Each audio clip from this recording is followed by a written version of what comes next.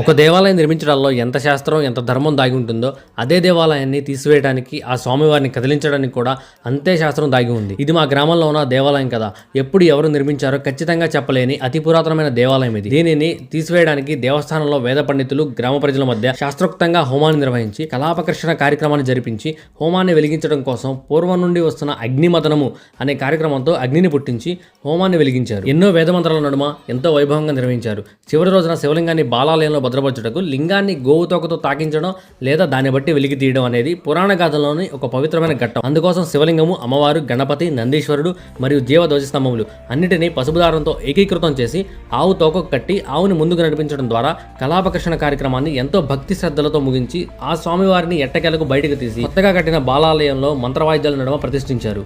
గోవును గోమాతగా భావించే హిందూ ధర్మంలో శివలింగాన్ని గోవు తోకతో తాకించడం వల్ల ఆ ప్రదేశం పవిత్రమవుతుందని నమ్ముతారు. ఈ చర్య శివునికి, గోవుకు, ప్రకృతికి మధ్య ఉన్న అనుబంధాన్ని, భక్తిని తెలుపుతుంది.